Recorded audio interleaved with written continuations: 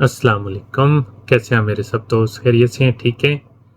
तो एक क्वेश्चन था, वो बार बार मुझे पूछा गया यूट्यूब पे भी, साथ में व्हाट्सएप में भी, कि हम अपनी जो सीमन है यानी अपनी मनी है उसको कैसे गाढ़ा करें, या हमारा जो स्पर्म काउंट है उसको कैसे इंक्रीज़ करें, उसकी क्वालिटी उसकी क्वांटिटी को कैसे इंक्रीज़ करें। अगर आप इन मसले में दरपेश हैं तो ये वीडियो आपके लिए है। इस वीडियो को एंड तक ज़रूर देखिएगा, क्योंकि इसमें मैं वो नेचुरल चीज़ें बताऊंगा जिससे आप अपना स्पर्म काउंट, अपना टेस्टोस्टेरोन लेवल, अपने स्पर्म की क्वांटिटी, क्वालिटी और मोटेलिटी को नेचुरली आप इंक्रीज़ करेंगे। तो मैं doctor Abdul Rahim Sajid from United Arab Emirates तो हाजिर हूँ आज एक नया टॉपिक आपके लिए लेके। तो जो लोग भी मेरे चैनल पे न्यू हैं उनसे रिक्वेस्ट है कि मेरे चैनल को सब्सक्राइब कर लें और लाइक और शेयर आप पहले भी करते हैं और अपनी ज़रूर कीजिएगा। आज हम बात करेंगे कि आप अपने स्पर्म काउंट को या अपनी मनी को कैसे गाढ़ा यानी थिकनेस कर सकते हैं, अपने स्पर्म काउंट को और टेस्टोस्टेरोन लेवल को कैसे इंक्रीज कर सकते हैं नेचुरली।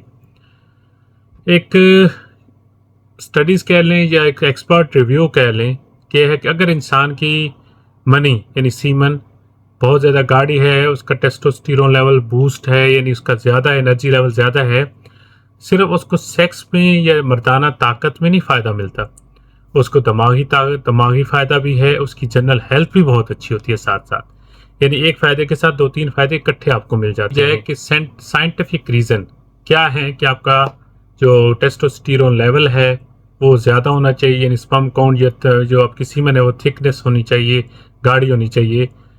क्योंकि एक मर्द को अपनी मर्दानगी को जाहिर करने के लिए ये चीज़ उसमें ज़्यादा होना ज़रूरी है।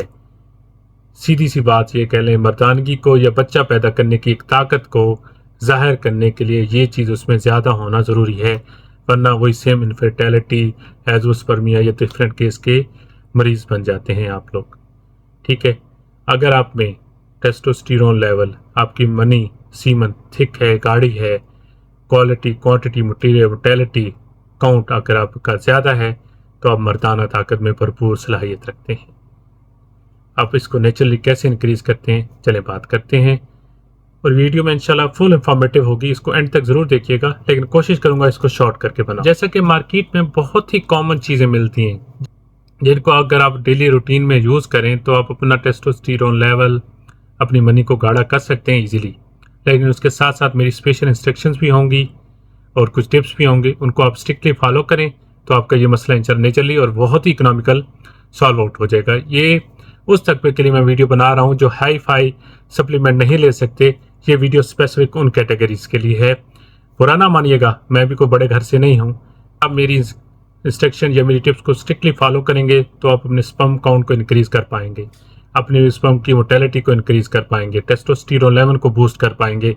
यानी जो सप्लीमेंट मैं एक फॉर्म में, नेचुरल फॉर्म में आपको बताऊंगा, उसको ये कहना गलत नहीं होगा कि वो एक नेचुरल टेस्टोस्टेरोन बूस्टर होगा आपके लिए, जो आपको 3 से 4 मेन बेनिफिट प्रोवाइड करेगा। सबसे पहले आपका टेस्टोस्टेरोन लेवल इंक्रीज करेगा, आपकी प्रीमेच्योर एजुकेशन को डिक्रीज करेगा और डिले परफॉर्मेंस देगा, स्टेमिना बढ़ाएगा।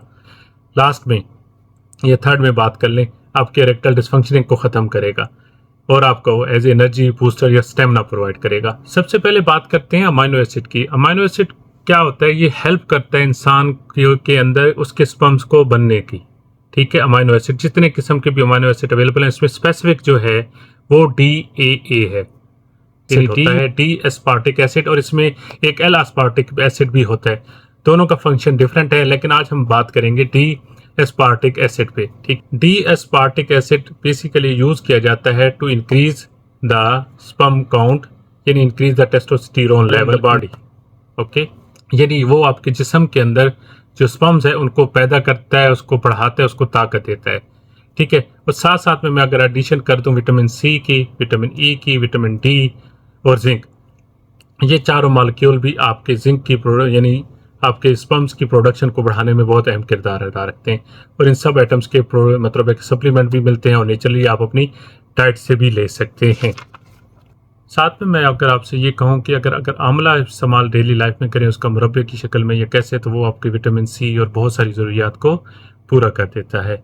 साथ में 3 हर्ब्स जो बहुत ही इकोनॉमिकल आपको मार्केट से मिल सकती हैं, जैसा कि मेथी दाना है, इसके अलावा अश्वगंधा है और साथ में ट्राइबोलस है। इन तीनों को लेके आप यानी बराबर क्वांटिटी में इसका अगर पाउडर बना लें और हाफ़ टी स्पून सुबह लें, हाफ़ टी स्पून रात में लें, तो किसी चीज़ की भी आपकी कोई ज़रूरत नहीं है अदर मेडिसिन की।